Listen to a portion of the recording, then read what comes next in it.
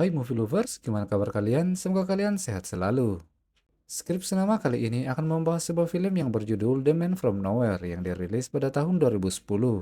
Film ini menceritakan kisah tentang seorang mantan agen intelijen militer yang kehidupannya terganggu oleh sekelompok gangster narkoboy karena menculik seorang anak yang sudah dianggap seperti anak sendiri. Ia pun berusaha menyelamatkan anak itu meskipun hanya seorang diri. Penasaran dengan kisahnya? Langsung saja cek it out. Film dimulai dengan memperlihatkan beberapa orang polisi yang sedang melakukan pengintaian dan rencananya akan menggagalkan sebuah transaksi narkoboy di sebuah klub malam. Dan tak tanggung-tanggung, pengintaian yang mereka lakukan ini sudah berlangsung selama lebih dari 2 bulan. Tak lama kemudian, seorang pria gemuk datang dan membawa sebuah tas yang sepertinya berisi narkoboy. Melihat hal itu, para polisi itu pun segera melakukan aksinya untuk menangkap para pelaku dan barang bukti.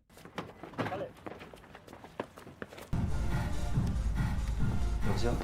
Seorang pelayan pria kemudian terlihat segera berganti baju dan dengan cepat mengambil tas dari pria gemuk tadi dan sepertinya transaksi pun berhasil. Namun saat ia sedang berkemas di ruang ganti, tiba-tiba seorang wanita keluar dari sela-sela baju dan menyetrum pria itu hingga pingsan. Sementara itu, para polisi yang menunggu pelayan pria keluar dari dalam ruang ganti kemudian menjadi bingung karena ia pun tak kunjung keluar. Mereka akhirnya sadar bahwa ada orang lain yang telah mengambil narkoboy tersebut. Para polisi itu pun hanya menangkap si pria gemuk tadi. 달랐어.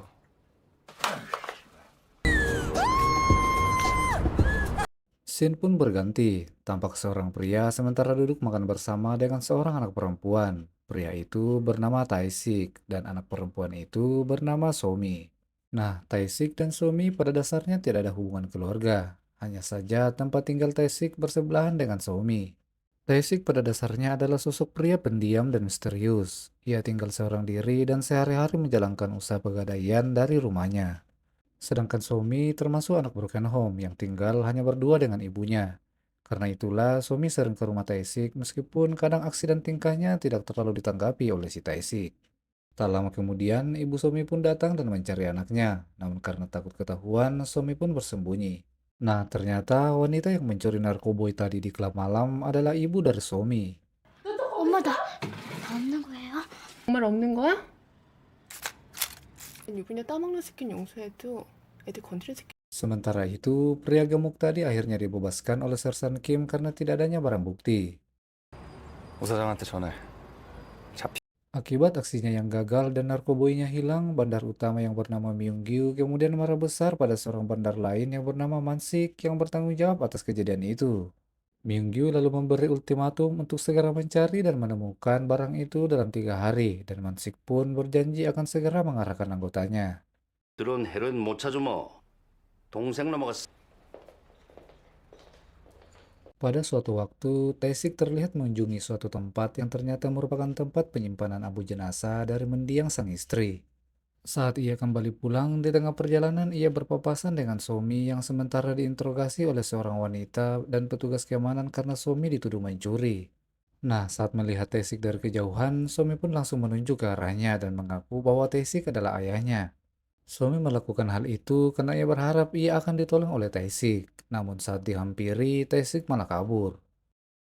Akibat kejadian itu, Somi menjadi sangat kecewa kepada Taesik. Dengan berlinang air mata, ia mengatakan bahwa ia tak heran akan sikap Taesik karena pasti merasa malu dengan statusnya sebagai anak dari keluarga yang tidak jelas. Teman-teman dan gurunya pun sering melakukan hal yang sama pada dirinya. Meskipun demikian, Somi berkata bahwa ia tak akan membenci Taesik karena hanya Taesiklah satu-satunya teman yang ia miliki saat ini. 창피하죠. 그래서 내가 좋아하는 사람 Sementara itu, di tempat lain, Mansik terlihat menelpon sang adik dan memberi informasi bahwa anggotanya telah menemukan lokasi dari ibu Somi. Dan akhirnya, saat kembali ke rumah, Somi pun kaget melihat sang ibu yang sudah disekap dan disiksa oleh beberapa orang. Sedangkan saat Taesik sampai di rumahnya, ia juga sudah ditunggu oleh beberapa orang pria yang mengancam dirinya, namun malah diberi pelajaran oleh Taesik. 하나.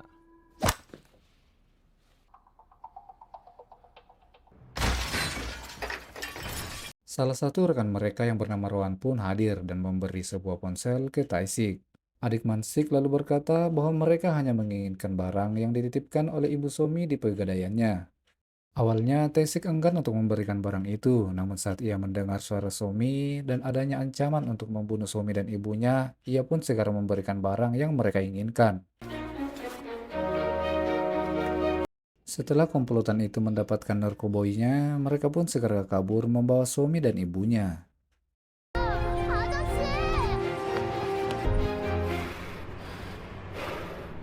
Keesokan harinya, Taesik menelpon para komplotan itu menggunakan handphone yang ditinggalkan oleh salah seorang anggota mereka.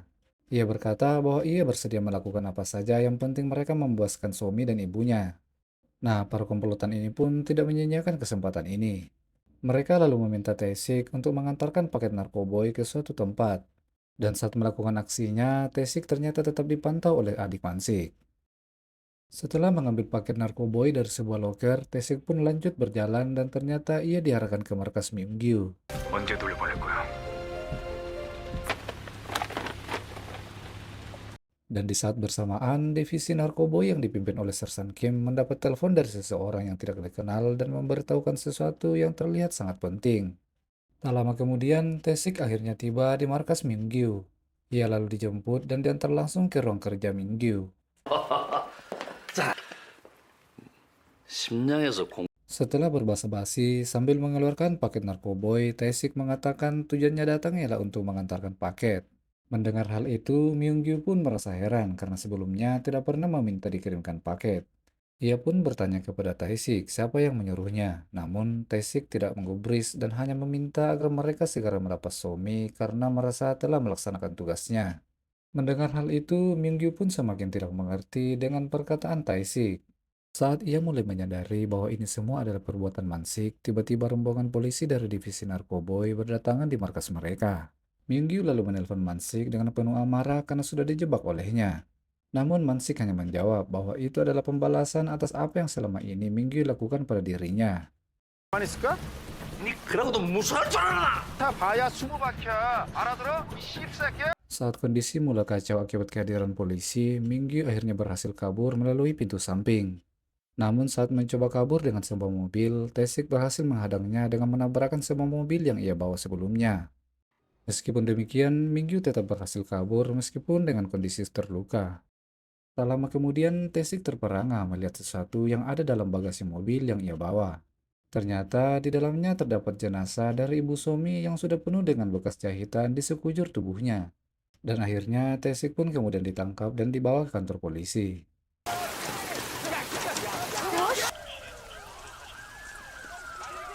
Pihak kepolisian kemudian mencoba mencari data diri Taesik, dan yang mereka temukan justru tidak ada catatan kriminal maupun kasus narkoboy yang ada di database mereka. Namun yang mengherankan ialah dari tahun 98 sampai 2006, catatan diri Taesik tidak bisa diakses alias terkunci. Dan ternyata datanya dikunci dengan kode 011 yang mana merupakan kode Badan Intelijen Militer. 하태식, 서울시 용산구 동자동 등록말서 밥 먹듯 한 놈들이니까 주문 코드가 011 어디게? Setelah selesai diinterogasi, Taesik kemudian berpura-pura mengatakan bahwa ia adalah seorang kidal, sehingga tidak bisa makan karena tangan kirinya sudah terborgol. Nah, saat salah seorang petugas melepas borgol tangan kirinya, Taesik langsung menyerang petugas itu dengan serangan cepat dan ia pun berhasil kabur. Shin kemudian memperlihatkan Somi yang dititipkan pada seorang perempuan tua yang mengurung Somi dalam sebuah ruangan yang ternyata di dalamnya juga banyak terdapat anak-anak yang lain.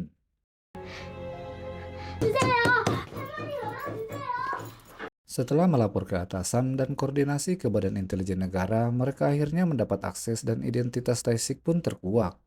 Taesik ternyata adalah mantan agen pasukan khusus di Komando Intelijen Militer. Ia sering ditugaskan untuk tugas-tugas berat yang melibatkan intelijen internasional.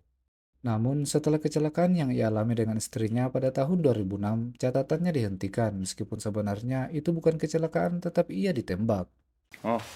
떴다. 이후 AIU가 통합되면서 만들어진 아니고 총상이었다고 합니다. 이 자식 이거 도대체 Sementara itu, anggota Mansik berhasil menangkap pria yang ditemani oleh Ibu Somi saat mencuri narkoboy mereka di klub malam. Pria itu pun langsung dieksekusi oleh Mansik. 쓸데없는 짓 하고 있어. 봐봤어. 밥 먹... 보내놨어. 혼자? Sedangkan anggota Mansik lainnya yakni Roman berhasil menemukan persembunyian Mingyu. Roman ini sangat jago bela diri sehingga ia dengan mudah menghabisi seluruh anggota Mingyu meskipun hanya seorang diri. Taisik kemudian mendatangi sebuah toko yang biasa menjual HP ilegal untuk melacak siapa pembeli dari ponsel yang sebelumnya dikirimkan oleh anggota Mansik. Meskipun dengan sedikit kekerasan, Taisik akhirnya mendapatkan informasi dan alamat dari si pembeli ponsel yang kemudian mengarahkan dirinya ke sebuah klub malam.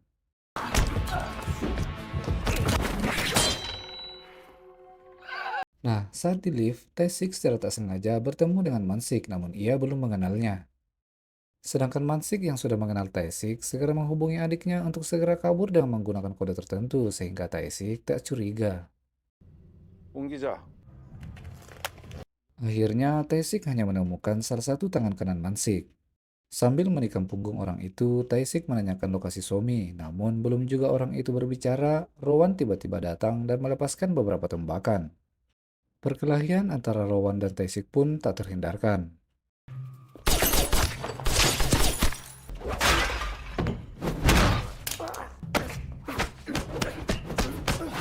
Karena Rowan berlari ke kerumunan, Taisik enggan untuk melanjutkan pertarungan karena tidak ingin ada korban yang berjatuhan.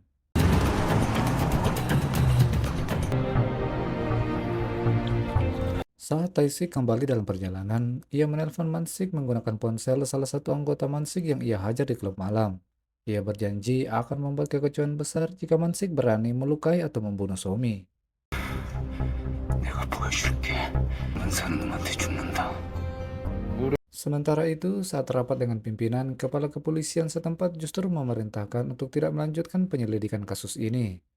Tetapi Sersan Kim menolak. Ia bersikuku tetap melanjutkan apalagi sudah banyak pengorbanan yang mereka lakukan.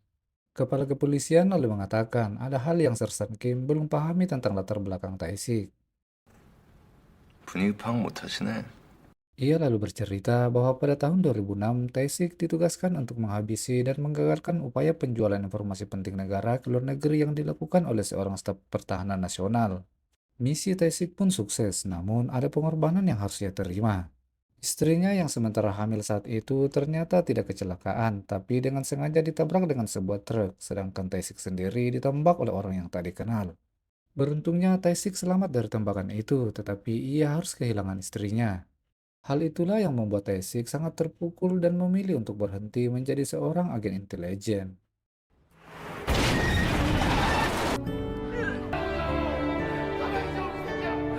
Dengan setelan rambut baru, Taisik kembali melanjutkan aksinya untuk mencari Somi. Ia lalu mendapat telepon dari Sersan Kim yang memberitahukan bahwa Somi terlihat melakukan penarikan uang di salah satu ATM dekat kantor kepolisian. Taisik pun memberi petunjuk kepada Sersan Kim bahwa yang menjadi dalang semua ini adalah komplotan Mansik. Mendengar itu, Sersan Kim segera bergerak menangkap salah satu orang yang mereka curigai selama ini sebagai pengedar dan kaki tangan dari Mansik. Mereka pun berhasil menangkapnya di bandara dan saat diinterogasi, pria ini pun membeberkan semua sistem operasi yang mereka lakukan. Ternyata selama ini mereka menggunakan anak-anak dari orang yang terlibat utang piutang dengan mereka sebagai kurir narkoboy. Hal ini untuk mengurangi kecurigaan dari petugas bila menggunakan kurir anak-anak. 하고 돈 수금시키고 아니 앤데 Sementara itu, Taisik berhasil memantau seorang anak yang ia curigai sebagai seorang kurir. Ia lalu membuntuti anak itu dan membawanya pada suatu lokasi yang ternyata merupakan tempat produksi narkoboy milik Mansik. Tempat itu dijaga langsung oleh adik Mansik.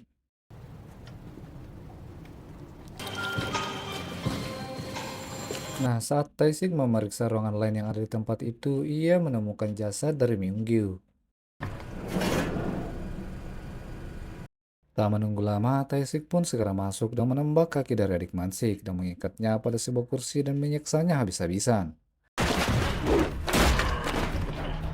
Taisik lalu menelpon Mansik dan meminta agar suami dibebaskan dalam 1 jam, jika tidak adiknya akan dia bunuh. Tapi Mansik malah tak peduli dan malah mengancam akan mencungkil mata Somi. Mendengar hal itu, Taisik akhirnya menghabisi adik Mansik dengan sebuah ledakan dari sebuah tabung gas.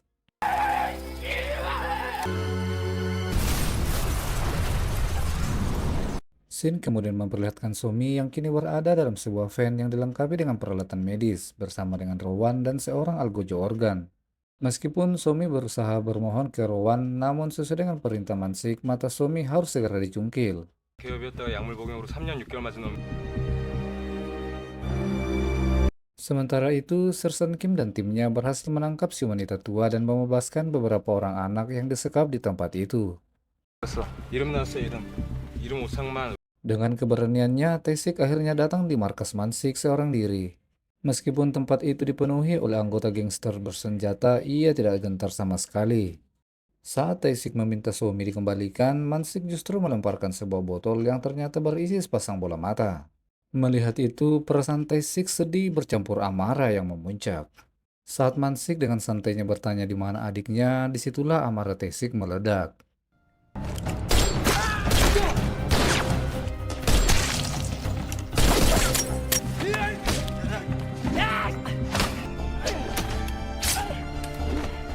Dengan skill yang ia punya, Tae-sik berhasil menghabisi para anggota gangster hingga hanya menyisakan si Rowan.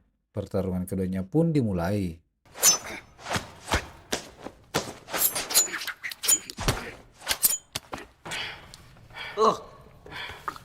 Setelah menghabisi Rowan, Tae-sik segera berlari mengejar Mansik yang berusaha kabur dengan sebuah mobil. Namun pelariannya gagal saat Tae-sik berhasil menembak ban mobil yang ia kendarai. Meskipun kaca mobil Mansik bersifat anti peluru, Tae-sik memfokuskan tembakannya pada satu titik dan akhirnya si Mansik pun tewas mengenaskan.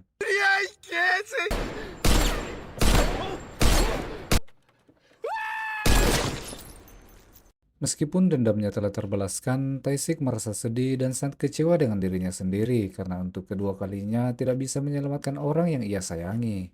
Ia pun mengacungkan pistol ke kepalanya sendiri untuk menyelesaikan semua kekecewaan itu. Namun tiba-tiba saja Somi muncul. 혹시 나 구하러 온 거예요? 아저씨. Nah, ternyata bola mata yang ada dalam botol tadi adalah bola mata si Algojo Organ. Ternyata Rowan tak tega melihat Somi saat akan dioperasi sehingga Rowan memilih untuk mencungkil mata si Algojo. Tak lama kemudian, Sersan Kim dan anggotanya datang dan menangkap Tae-sik tanpa perlawanan. Sebelum berpisah dengan Somi, Tae-sik meminta untuk singgah membelikan Somi perlengkapan sekolah. Ia juga meminta maaf saat pura-pura tidak mengenal Somi saat ia dituduh mencuri. Tae-sik yang tak pernah tersenyum sejak kematian istrinya akhirnya tersenyum sambil memeluk Somi yang ia sudah anggap sebagai putrinya sendiri. 하나 보자.